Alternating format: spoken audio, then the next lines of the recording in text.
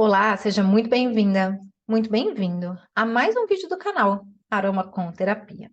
No vídeo de hoje, vou trazer alguns aspectos também relacionados ao estresse. Eu já gravei alguns vídeos aqui no canal falando sobre o estresse e a modulação pelos óleos essenciais. Mas é muito importante a gente entender que sempre que se fala em estresse, é necessário prestar atenção em um eixo muito importante do sistema nervoso central, ou um eixo chamado de neuroendócrino, que é o eixo hipotálamo, hipófise, adrenal. É um eixo muito falado, conhecido aí no mundo, né, da área da saúde ou da fisiologia, como eixo HPA, onde o hipotálamo secreta ali um hormônio que induz a pituitária a secretar o hormônio ACTH, que atua sobre a glândula adrenal, que produz, então, adrenalina e cortisol. O cortisol, então, sendo responsável pelas flutuações de estresse no dia a dia.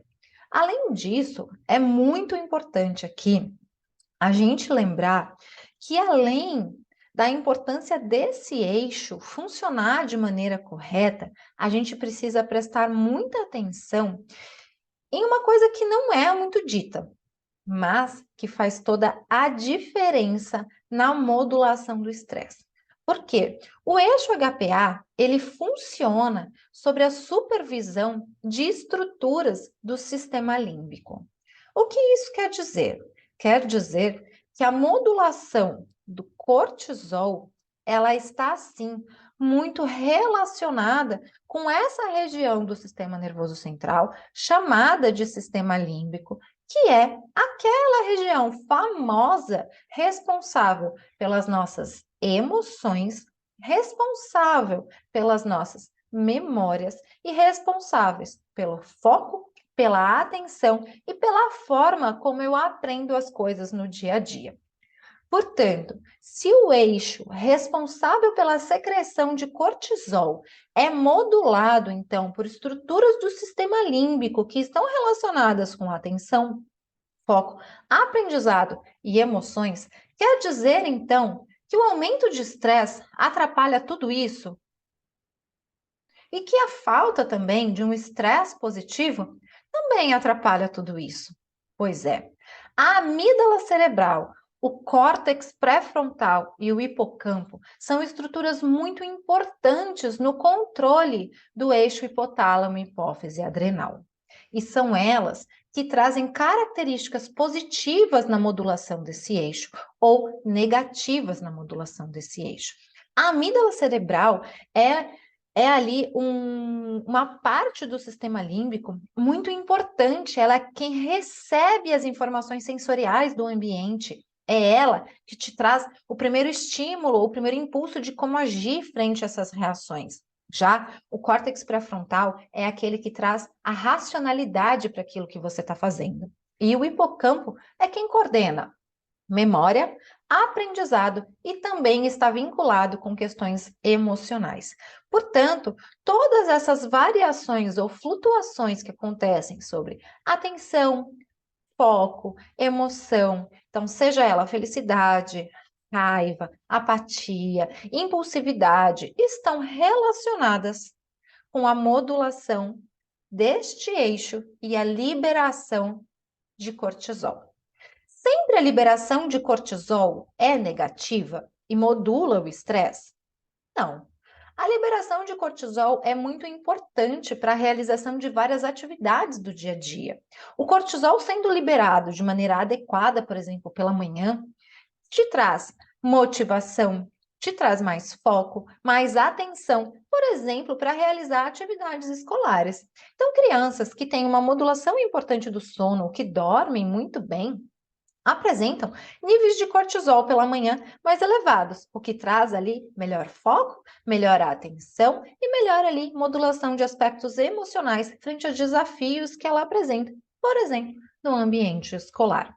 Já é viver em uma situação marginalizado, viver ali com fome, né, com um ambiente altamente estressante, aí sim, induz um aumento ruim de cortisol, o que nós chamamos então de distress.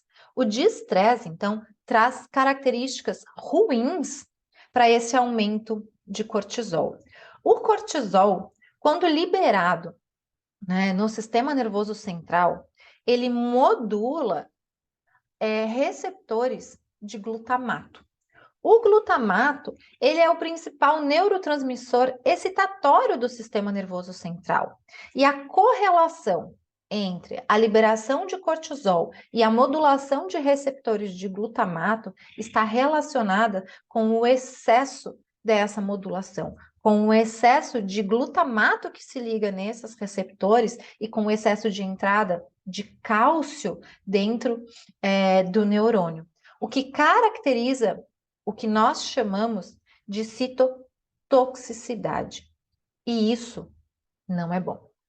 A citotoxicidade para o neurônio, por excesso de estresse e modulação excessiva ali do glutamato, então, faz com que ocorra uma perda de função neuronal.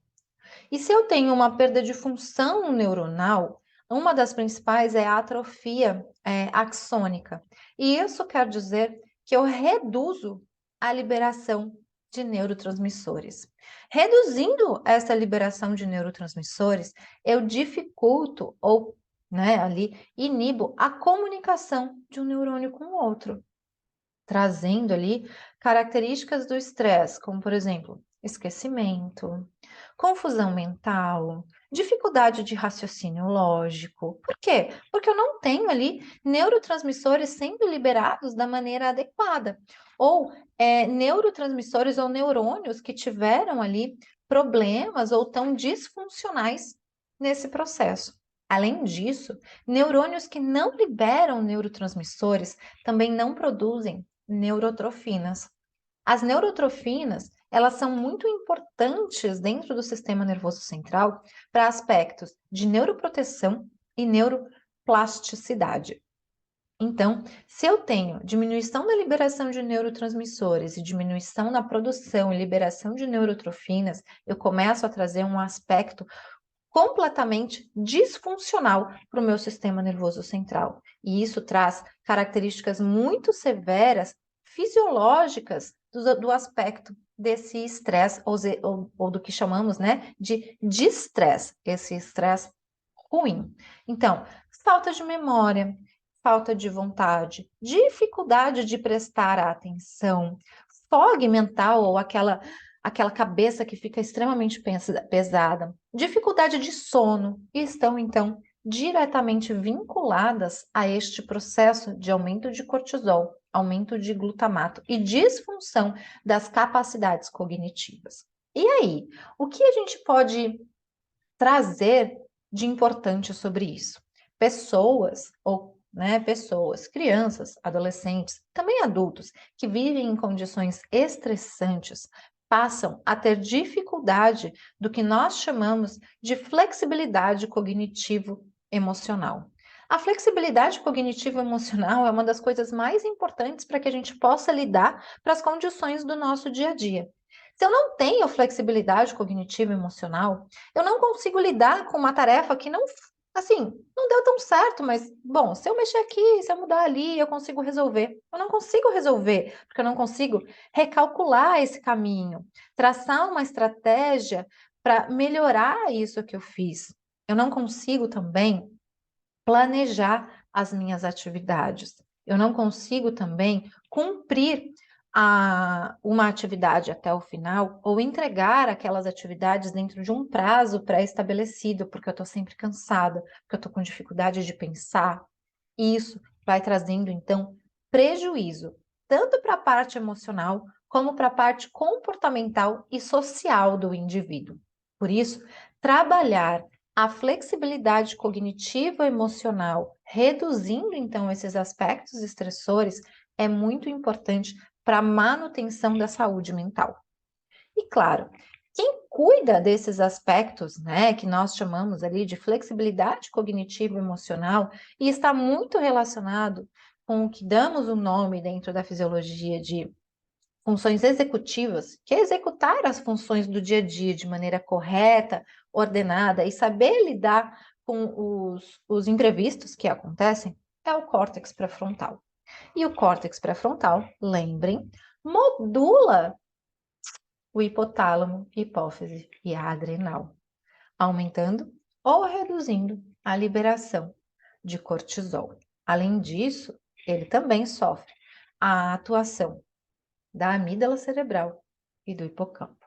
Pois é, então, todos esses aspectos estão intimamente relacionados. Então, quando eu falo em estresse, não é só, eu estou estressado, eu preciso dormir melhor, tirar um sossego. Não, eu preciso olhar para o que está causando esse estresse. Como eu estou vivendo os meus dias? Quais são as consequências desse estresse excessivo na minha rotina? O que eu posso melhorar para que as minhas funções executivas e para que a minha flexibilidade cognitiva e emocional seja melhorada ou priorizada?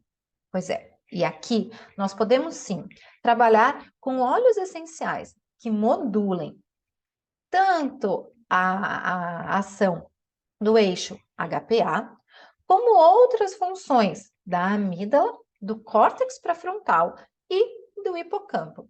Óleos essenciais esses que são muito conhecidos dentro da aromaterapia. Vou citar alguns aqui, por exemplo, o óleo essencial de bergamota. Ele é muito importante no controle do cortisol, mas ele também atua modulando neurotransmissores importantes, como, por exemplo, a serotonina. Um outro óleo muito importante é o óleo de ylang-ylang, que também modula cortisol, também traz uma redução da frequência cardíaca, da pressão arterial, também traz modulação de serotonina e dopamina.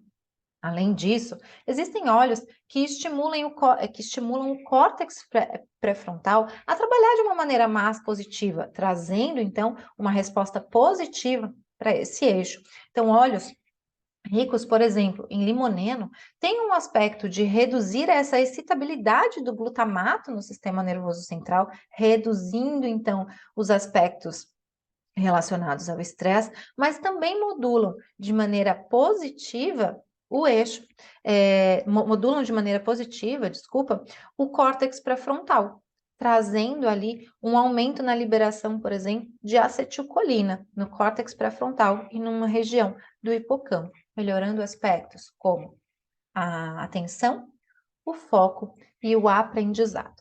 Pois é, entender como funciona o sistema nervoso central e como esses aspectos modulam o dia a dia é muito importante para entender como que eu posso utilizar os óleos essenciais de maneira positiva, modulando diferentes locais, funções e ações do sistema nervoso central, seja de maneira estimulatória ou de maneira inibitória, controlando então funções fisiológicas aqui que eu trouxe nesse vídeo relacionadas, portanto, ao estresse. Então, entender o que é o estresse, que nem sempre ele é negativo, e olhar o estresse ou o distresse, esse estresse negativo que todo mundo fala, de uma maneira fisiológica, entendendo como eu posso melhorar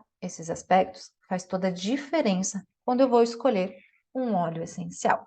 Então, eu espero que você tenha gostado desse vídeo. Se você gostou, não deixa de compartilhar, de curtir o vídeo, de se inscrever no canal, de ativar as notificações e, claro, deixa um recadinho aqui para mim. Eu fico muito feliz quando eu posso trocar ainda mais informação com você. Então, um grande beijo. A gente se vê muito em breve em um próximo vídeo.